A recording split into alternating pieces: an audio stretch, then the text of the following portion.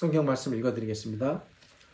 지난주에 이어서 출애굽기 19장 1절부터 6절까지 이 말씀에 담겨있는 내용이 우리가 살펴볼 부분들이 순차적으로 너무나 많기 때문에 계속해서 이 말씀을 본문으로 삼고 말씀을 생각해 보려고 합니다. 읽어드리겠습니다.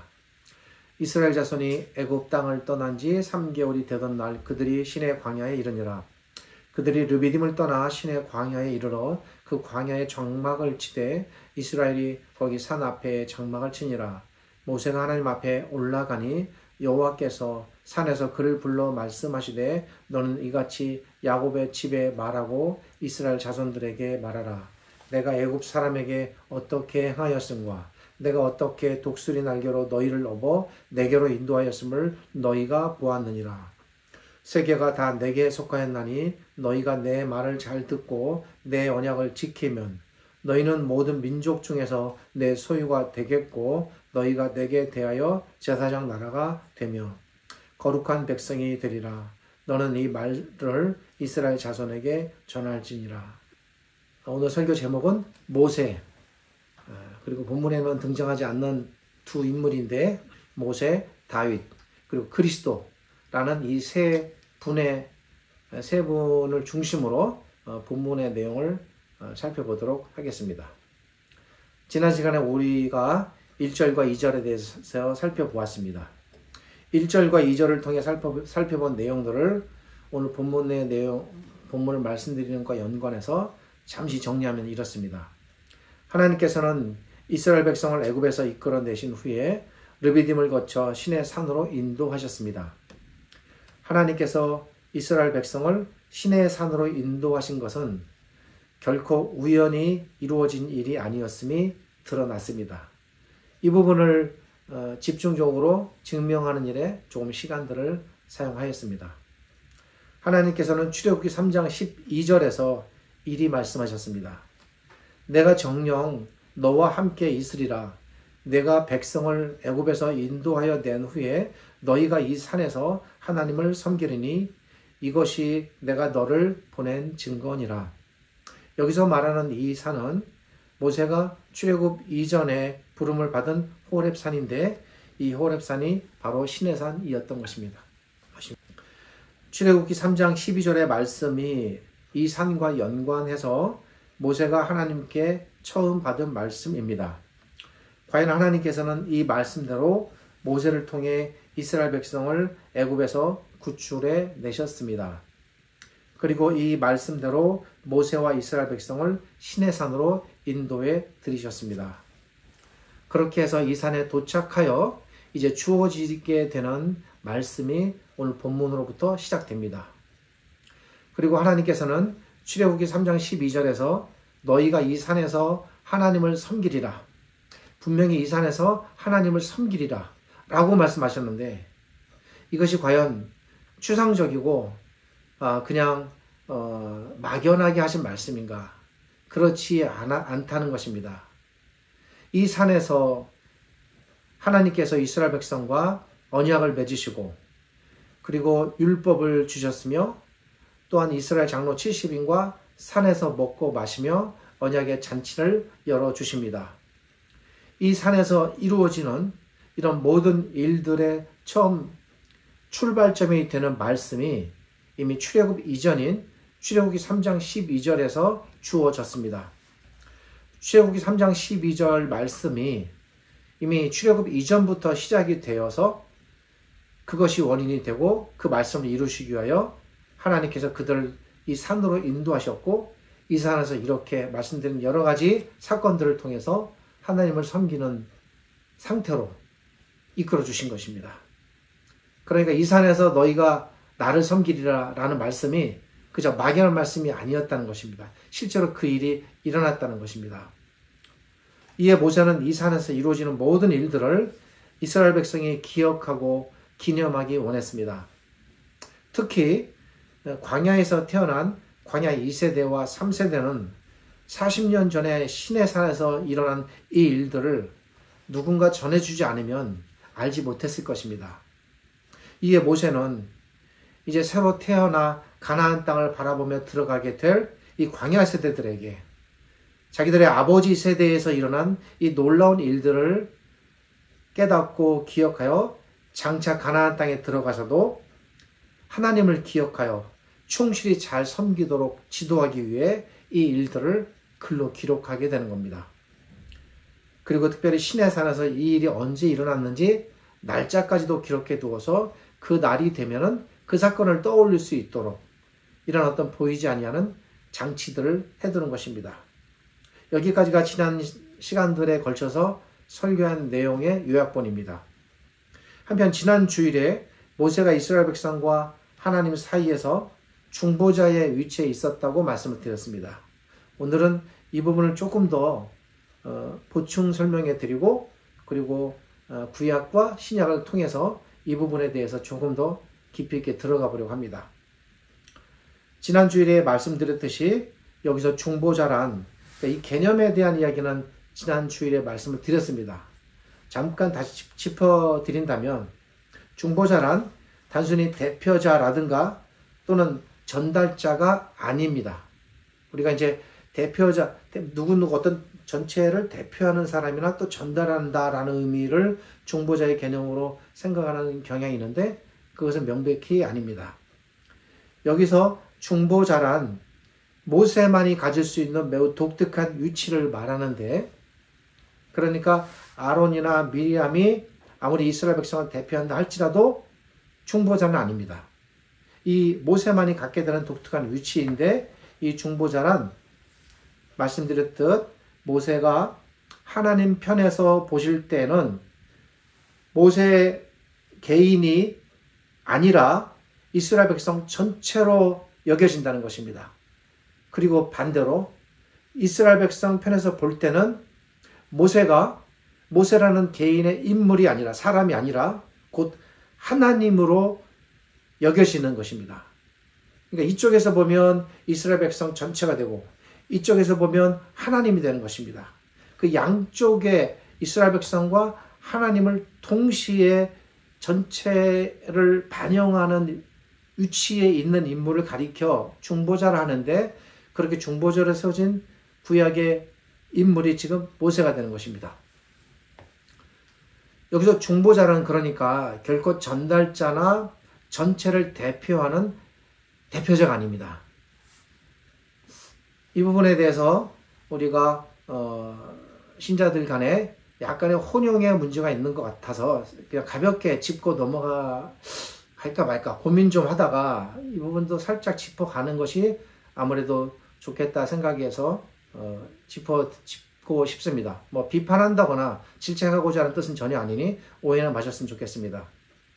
교회에서 편의상 신자들 간에 서로를 위해 뭐 중보한다 또는 중보 기도를 한다 라는 말을 종종 사용합니다.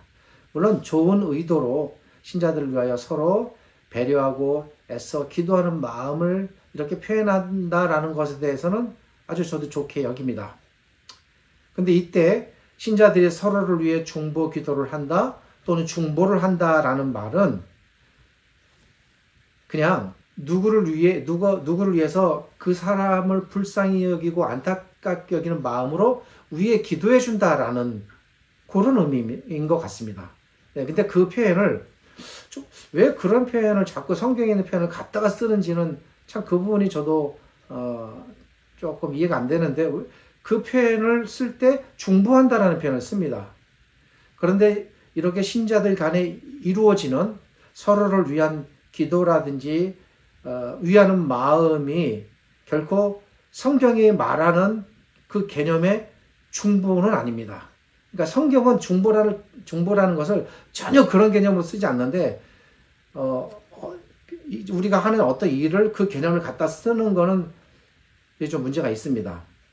성경적 개념의 중보라는 것은 오직 모세와 그리고 조금 더 시대가 지나가면 다윗, 그래서 제가 오늘 모세, 다윗 이렇게 제목을 잡았습니다. 그리고 궁극적으로 그리스도에게서 완성되는데 그렇게 그리스도에게만 적용될 수 있는 매우 독특하고도 특별한 개념인 것입니다. 이런 측면에서 봤을 때 모세나 다윗을 제외한 구약의 다른 선지자들, 예를 들어서 뭐 이사야라든지 예레미야라든지 에스겔이라든지 이런 선지자들이 아무리 하나님께 부름을 받아 중요한 위치에 있다 할지라도 모세나 다윗이 갖는 중보자적 위치에 그들은 있지 않습니다. 그러니까 구별됩니다. 그러니까 독특하게 모세와 다윗 그리고 그리스도로 연결되는 직위입니다.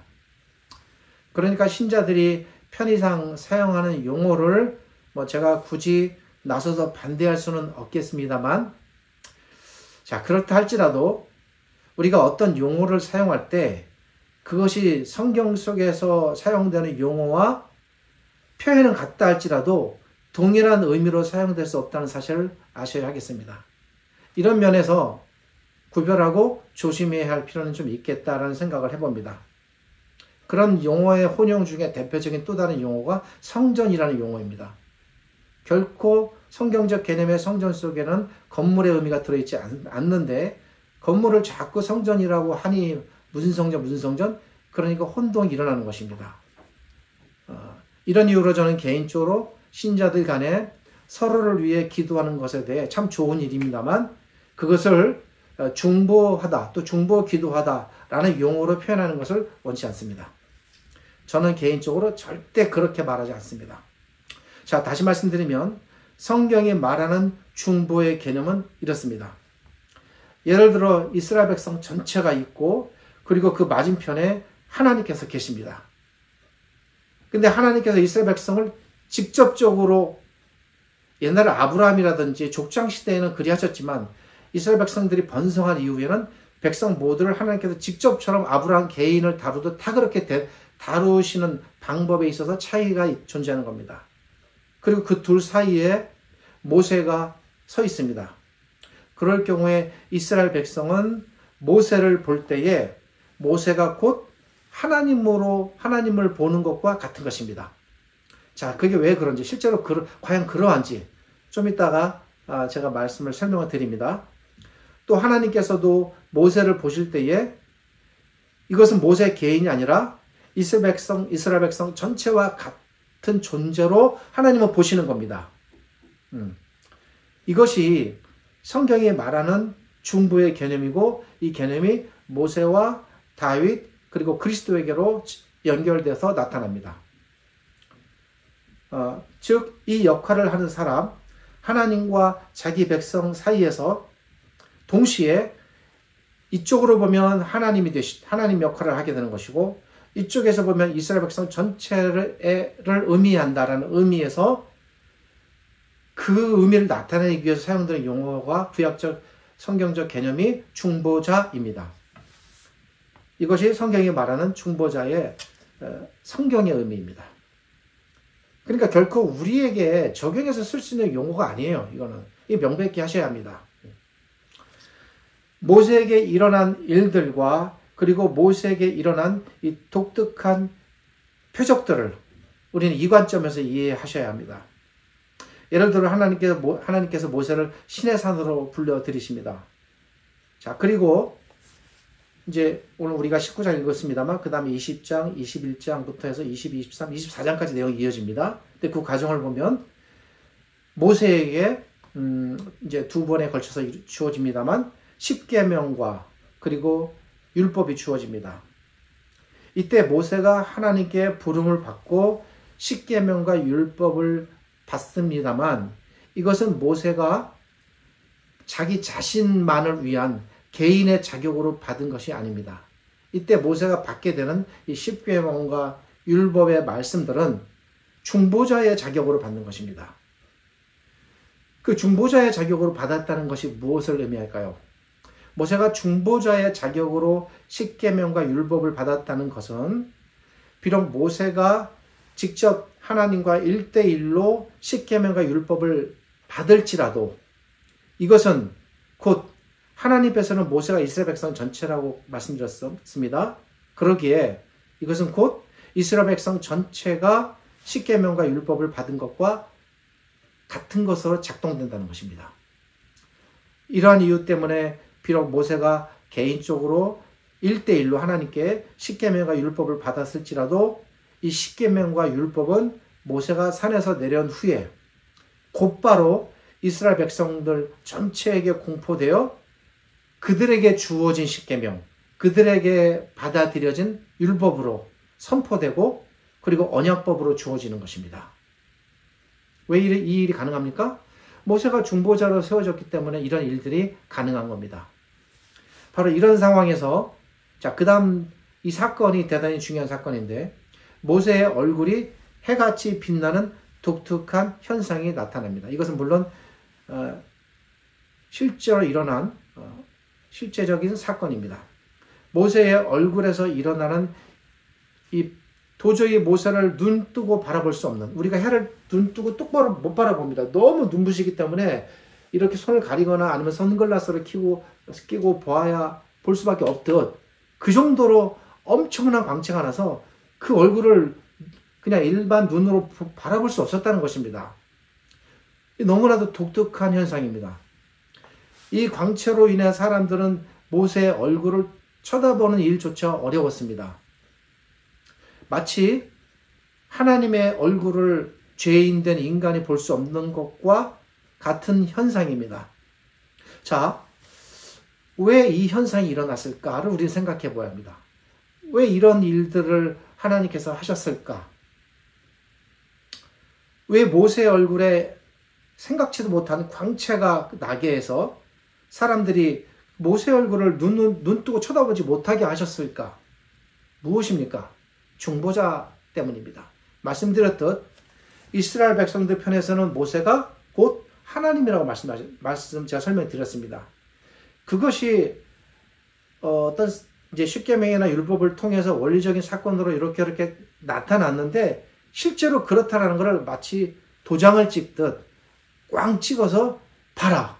이 모세가 너희들 편의 선에서는 하나님이고 그 중보자다라는 것을 너무나도 명확하게 표적으로 보여주신 것입니다.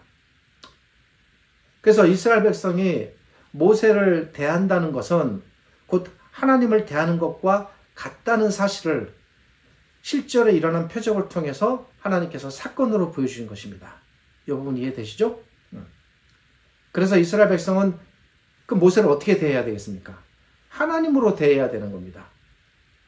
그리고 그렇게 대하라는 것을 가르치시기 위해서 모세의 얼굴을 통해 광채로 보여주신 것입니다. 이스라엘 백성이 모세를 하나님을 대하듯 바라보아야 했으며 함부로 대하지 못하게 하심으로써 모세를 통해 주어지는 모든 말씀과 가르침에 절대적으로 하나님께 순종하는 모습으로 나아가도록 하시는 겁니다. 모세가 이스라엘 백성 편에서 봤을 때 이렇게 이처럼 하나님의 위치에 있었다는 것은 그것이 바로 모세가 중보자였다는 사실을 또 하나의 표적으로 보여줍니다. 그런데 과연 당시 이스라엘 백성은 이렇게 성경이 명확하게 가르쳐 주고 있건만 모세가 갖는 이런 중보자적 위치를 얼마나 잘 그들이 이해하고 깨달았을까요? 과연 그들은 모세를 하나님으로 대하며 모세 앞에서 진정으로 머리 숙였을까? 과연 그들은 모세를 하나님을 대하듯 두려운 마음으로 모세의 말씀에 경청했을까를 생각해 보아야 됩니다. 모세를 잘 경청하고 두려워하며 그 말씀에 순종한다는 것은 모세라는 사람 개인의 지도력에 굴복하는 것이 아니라 곧 하나님께 전적으로 무릎 꿇고 경배하며 나아감을 의미하게 되는 것입니다. 반대는 또 그 반대를 의미하게 되는 것입니다. 대표적인 두 가지 사건을 예를 들어 보겠습니다. 첫 번째 대표적 사건은 메추라기 사건입니다. 광야에서 먹을 양식이 없을 것을 아신 하나님께서 그들에게 친히 만나를 먹이셨습니다. 그런데 만나를 매일 먹던 이스라엘 백성이 애굽에서 먹던 일들을 거론하며 모세에게 거칠게 항의했습니다. 모세에게 거칠게 항의했다는 것은 무엇일까요? 하나님께 항의한 것과 같은 것입니다. 그들은 자신들이 애굽에서 고기를 먹으며 각종 야채를 배불리 먹었다고 항변하며 모세에게 대들었습니다. 누구에게 대들었습니까? 하나님께 대든 것입니다. 유사한 이스라엘 백성들의 태도들은 이때뿐 아니라 그들이 어려움에 처할 때마다 늘 꼬리표처럼 따라다니던 현상들이었습니다. 이런 모든 현상들이 무엇을 의미할까요?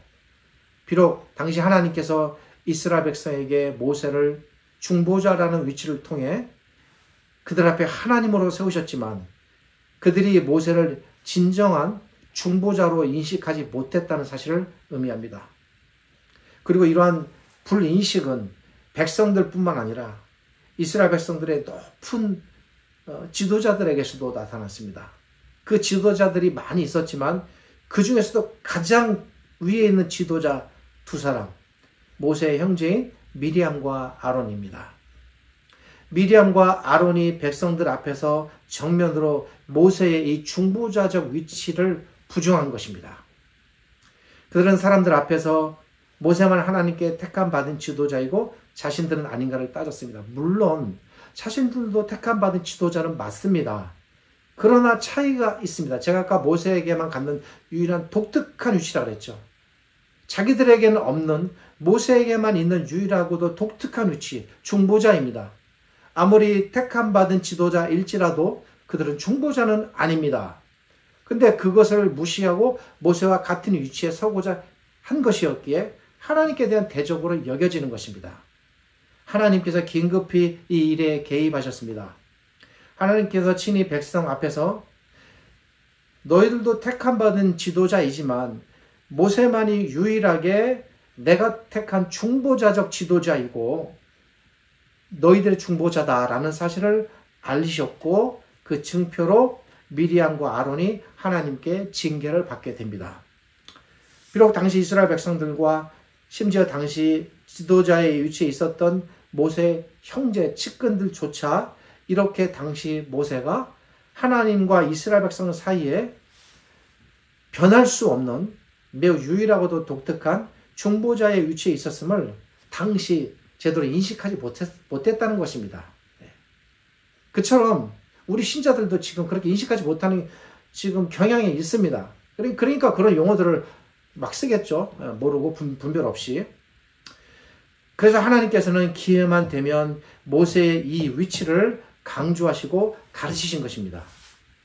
그리고 모세의 이 위치가, 이 중보자의 위치가 흔들릴 때는 언제나 하나님께서 개입하셨습니다. 뿐만 아니라 모세를 대항하며 거역하는 세력들은 곧 모세가 그들 입장에서 하나님이었기에 하나님을 대항하고 하나님을 거역하는 세력들로 간주되어 엄히 징벌하셨습니다. 왜 하나님께서 그러셨을까요? 말씀드렸듯 모세가 중보자였기 때문입니다. 그러기에 모세를 대적하는 것은 곧 하나님을 대적하는 것과 같은 것이었습니다. 하나님께서 모세를 중보자로 세우신 이 중보자의 원리는 모세가 죽게 됩니다. 그러나 모세 시대로 끝나지 않습니다. 모세의 이 중보자의 원리가 보다 확연하게 드러나는 인물이 있으니 그가 바로 다윗입니다. 다윗이 왕으로 등극함에 따라 하나님과 이스라엘 백성들 사이에 모세 시대처럼 언약이 맺어집니다. 즉 모세를 통해 이스라엘 백성들 전체와 언약을 맺으셨듯 하나님께서 다윗을 통해 이스라엘 백성 전체와 언약을 맺으시는 겁니다. 그래서 우리는 이것을 다윗 언약이다 라고 부릅니다. 하나님께서 다윗을 모세를 잇는 이스라엘 백성들 사이에 중보자로 세우신 것입니다. 원리는 동일하게 작동됩니다. 모세 시대에 그랬던 것처럼 다윗 시대에도 다윗은 하나님과 이스라엘 백성 사이에 중보자적 위치에 있었습니다. 말씀드리면 마찬가지로 다윗은 이스라엘 백성 편에서 볼 때는 곧 하나님과 같은 존재로 여겨졌으며 하나님 편에서 볼 때는 곧 이스라엘 백성 전체로 여겨지는 것입니다. 이 원리를 따라 당시 다윗의 통치는 그러니까 누구의 통치입니까? 곧 하나님의 통치가 되는 것입니다. 이스라엘이라는 눈에 보이는 이 땅의 나라가 하나님의 나라로 구현되는 그 시대가 온 것입니다. 다윗이 솔로몬을 통해 성전을 세우고 하나님의 법을 세워나가고 이방의 세력들을 멸하고 하나님의 보이지 아니하는 나라를 지상에 구현해 나간 것입니다. 이 모든 일들이 곧 다윗을 통해 이 땅에 구현되고 나타났던 하나님의 통치, 하나님 나라의 세워짐과 확장이었습니다. 그렇기 때문에 당시 이스라엘 백성이 다윗을 대적하고 반대한다는 것은 모세 시대에도 그러했습니다. 무슨 의미였습니까? 곧 하나님을 대적하고 반대하는 중대한 잘못으로 여겨질 수밖에 없는 것입니다. 모세 시대에도 그러했듯 다윗의 시대에도 마찬가지였습니다. 첫 번째로는 사울로부터 시작해서 비록 사울이 왕의 위치에 있었지만 사울은 정확하게 장차 세워질 이 다윗이 중보자다라는 인식이 상당히 부족했거나 거의 없었습니다. 그래서 정치적인 정적으로만 생각했고 암살과 숙청의 대상으로만 생각했습니다. 그렇게 사울로부터 시작해서 다윗의 아들 압살롬에 이르기까지, 그리고 이 두 사람을 중심으로 일어난 반대 세력들, 예를 들면 도액이라든지 심지어 다윗의 평생의 신복이었던 요압에 이르기까지, 이 모든 사람들이 다윗의 이 중보자적 위치를 뒤흔들었던 사람들입니다. 그들은 다윗이 하나님께서 세우신 중보자라는 이 중대한 위치를 제대로 인식하지 못했고 알지 못했습니다. 그렇다면 그 결과는 어떠했겠습니까? 모세 시대와 마찬가지로 하나님께서는 다윗을 대적하는 것을 곧 하나님을 대적하는 것으로 여기십니다. 그럴 수밖에 없습니다. 왜 그렇습니까? 다윗이 중보자였기 때문입니다. 사울로부터 시작해서 다윗의 반대 세력들, 그리고 안타깝지만 그의 아들 압살롬에 이르기까지 이들 모두가 죽임을 당했고 엄중한 처벌을 받게 됩니다. 그간에 일어난 역사적인 모든 사건과 정황들은 그저 자연스러운 역사적 흐름이 아닙니다. 철저한 하나님의 심판이고 하나님의 개입이고 우리는 그 관점으로 그 사건들을 바라보아야 됩니다. 중보자를 흔들었기 때문에 그에 대한 하나님의 심판이 일어난 것입니다. 다윗을 대적하는 것은 곧 하나님을 대적하는 것이었기 때문입니다. 이제 신약시대로 넘어가 봅니다. 신약시대로 접어들면서 이 중보자의 모세와 다윗으로 이어진 직위가 누구에게로 이어지고 완성됩니까? 바로 우리의 주님이신 예수 그리스도이십니다. 그의 날 모세와 다윗이 하나님과 이스라엘 백성 사이에 중보자로 세워졌듯 우리와 하나님 사이에 중보자로 세움을 받은 분, 바로 아들이신 예수 그리스도이십니다. 그분이 이 땅에 오셨습니다. 그리고 지금은 그 계절입니다. 그리스도께서 우리의 중보자가 되셨다는 사실의 완성은 십자가의 사건을 통해 이루어지게 됩니다. 만일 그리스도께서 우리의 중보자가 아니셨다면, 바울이 그렇게 역설적으로 많이 말하고 가르쳤습니다. 아니라면 그리스도의 죽으심은 우리와는 무관한 죽음이 될 것입니다. 그리스도께서 그 어떤 고난을 당하시고 죽음을 당하셔도 그 고난과 죽음은 만약 그분이 중보자가 아니라면 전혀 우리와는 상관이 없는 이 땅에 오신 예수님 개인의 고난과 개인의 죽음일 뿐입니다.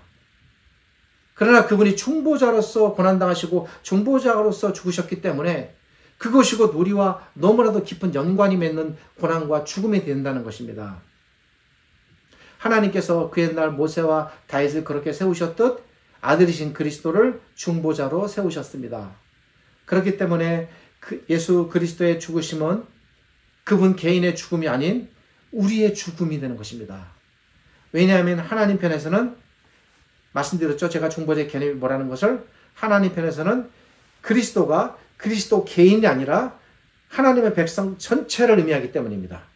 그러니까 그리스도가 죽으셨다면 하나님의 백성 전체가 죽은 것입니다. 그렇기 때문에 예수님의 죽으심과 그분이 받으신 징벌은 이 땅의 하나님의 백성, 즉 우리의 죽음이 되고 우리가 받은 징벌이 되는 것입니다. 우리가 그렇게 죽임을 당했고 징벌을 당했기 때문에 우리의 죄가 사해졌고 우리에게 심판과 죄책이 없어진 것입니다. 그렇기 때문에 그리스도의 죽으심으로 인해 우리가 죄로부터 건짐을 받았고 장차 당할 모든 심판과 저주와 죽음으로부터 건짐을 받게 되는 것은 너무나도 명확한 사실이 되었습니다. 정리하면 이렇습니다. 그리스도의 고난이 우리의 고난입니다. 그리스도의 치욕이, 그리고 그분의 상처가 우리의 치욕과 우리의 상처입니다. 그리스도의 십자가의 죽음이 우리의 죽음입니다.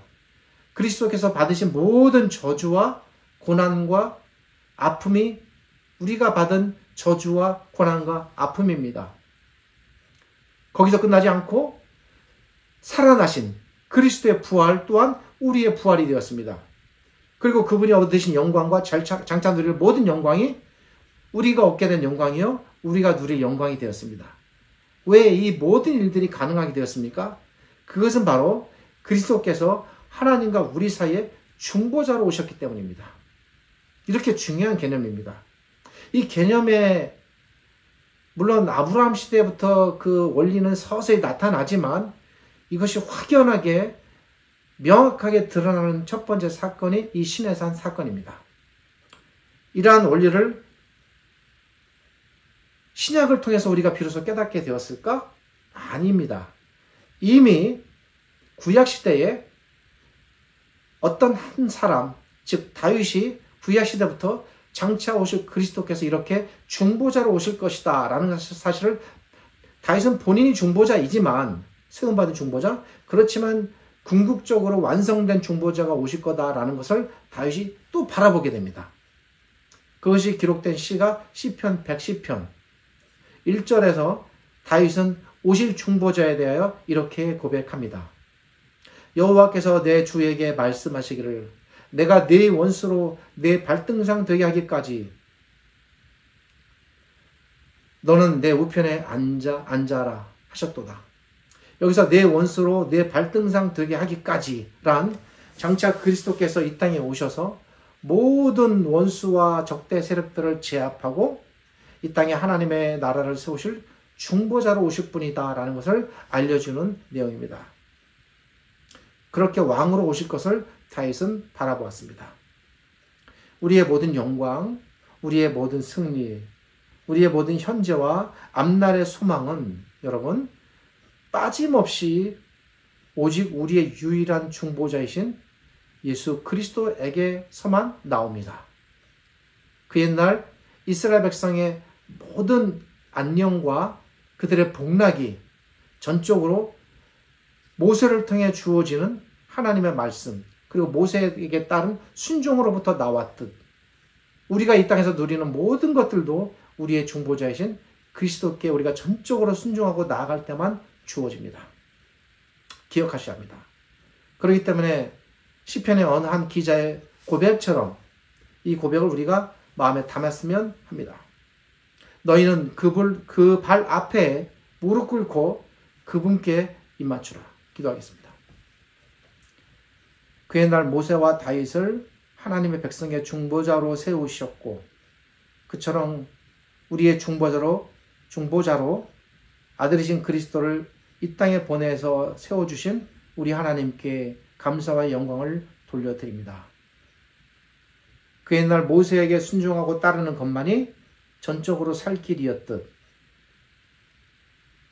이제 우리가 사는 유일한 길은 우리의 주님이신 영원하고도 변치 않는 참 중보자이신 그리스도께 귀 기울이고 전적으로 그리스도께 순종하여 사는 길뿐임을 고백합니다.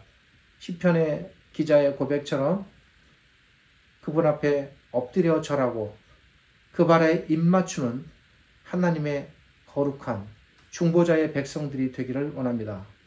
지금은 우리 주님 예수 그리스도의 은혜와 죄를 지극히 사랑하시는 아버지 하나님의 크신 사랑과 오늘 이 말씀으로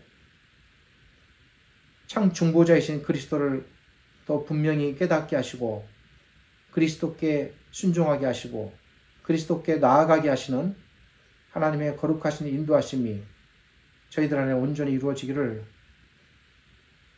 아버지 하나님의 크신 사랑과 우리 주님 예수 그리스도의 크신 은혜와 성령 하나님의 함께 하심으로 온전히 이루어지기를 바랍니다. 우리 주님 예수 그리스도의 이름으로 축복하며 기도드립니다.